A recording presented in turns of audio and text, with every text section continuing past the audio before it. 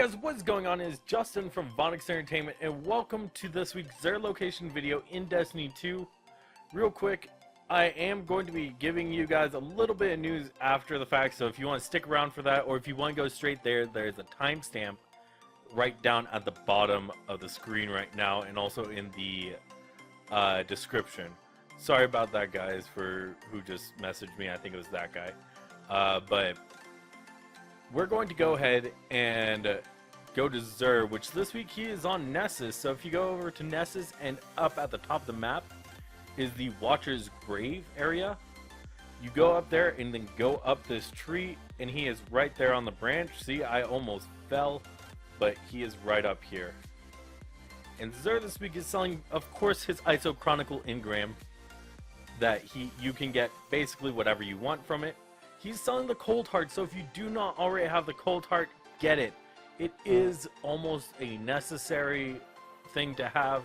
It's great for raids. If you like to play raids, the Cold Heart is the way to go, both for Callus as well as also for the new Eater of Worlds raid.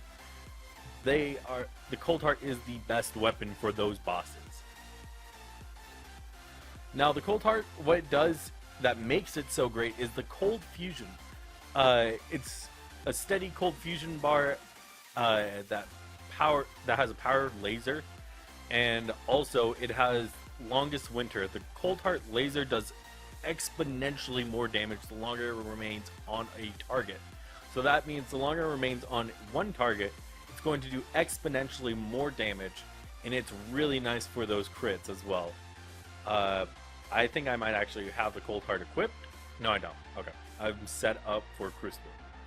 But right now, Xur is selling for the Hunter class the Dragon Shadow. Now, the Dragon Shadow isn't that great of an exotic. It easily gets outshined by Orpheus Rigs and a whole lot of other exotics, but it just grants increased movement and weapon handling speed for a short time after dodging, which means you have to be dodging. So the best thing to use this with is probably your Arc Strider class, because you can actually get your dodge up faster just by running with the bottom skill tree, I believe. And so that's basically all it is. It's not that great for anything else. For the Time class, he is selling the Hollowfire Heart.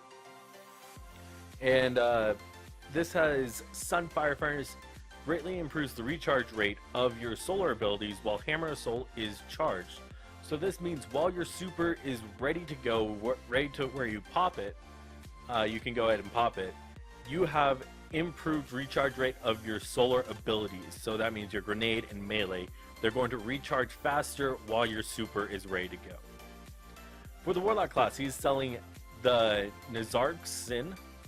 Void damage kills increase ability energy recharge rate. So this means void damage kills, which can be from anything. It can be from weapons, it can be from actual void subclass. It can be from the void subclass abilities, it can be from your weapons. Whatever it is that you're getting kills with that is void, it's going to increase the ability recharge rate for you. So that means your grenades, your melees, your rift, those are going to recharge faster whenever you get void damage kills. And then 3 of coins, stay away from them. They're not good. So thank you all so much for watching. If you just came here for Xur, if you did not, if you also want to listen to what I'm going to say, you can stick around. I am going to be playing a bit while I am talking to you. I do record both at the same time. But real quick, what I'm going to talk to you about is actually the new Nightfall. It's not very new. It's only been out for 2 weeks now. So I'm going to show you what the Nightfall is. So the Nightfall, real quick, you can use a normal Nightfall and get that part done, or you can do a Prestige Nightfall. And the new way to get this halo up here, as you can see, there is no more aura placement right here. You have to get the halo from doing the Prestige Nightfall. And I actually haven't even done this week's Prestige Nightfall. This is from last week. What it is you now get a card whenever you complete it. You get this card right over here, the Nightfall Challenge. And what this does is it gives you the ability to increase your score multiplier. I see that I'm getting shot. But you can increase your score multiplier. The first time you go through a Prestige Nightfall, you don't have to get any points. You can literally finish it at 0. That's why I did my first time. But if you don't do that, you're going to have a score multiplier of 1 times, which means that enemies you kill are going to give you that amount of points and no more, no less. What it does is after, I believe, 9 minutes, your score multiplier goes down by half. It's either 9 minutes or somewhere around maybe 13 minutes. Your score multiplier will go down by half, which means if you have 2 times, you're going to get 1 time. If you have 1, you're going to get 0.5, and so on and so forth. But that is how many points you're going to be getting. And after 18 minutes, you get a times 0, which means you're not going to be getting any more points after that. And points are constantly going down every single second. They won't go into negative, but they are constantly going down. Now, the way that you beat the Prestige Nightfall, you beat it normally, but you want to be killing as many enemies as you can be. And once you get this card, you can increase your handicap or decrease it. As you can see, that ups my score multiplier whenever I increase my handicap, and it ups the power handicap. What that means is my power is going to be decreased. So if I go over to power handicap of 20, that's going to give me 2.65 times multiplier, as well as also my power handicap is 20, which means me as a 335, I am now going to be playing the game as a 315 going through that Prestige Nightfall. It makes the enemies hit harder, it makes you take more damage. It's not that great on your end, but at the same time, you are going to be getting more points, which is what matters. Then you can choose either an Arc, Solar, or Void, which just means that any source of those damage types is going to be increased. So you can choose your own burn, which is nice. And then this right here, Extinguish.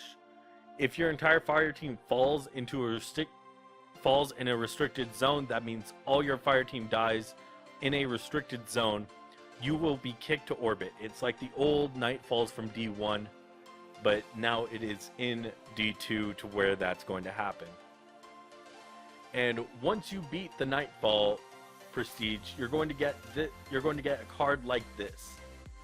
And then if you beat it with 60,000 points or more, you're going to go ahead and get the aura.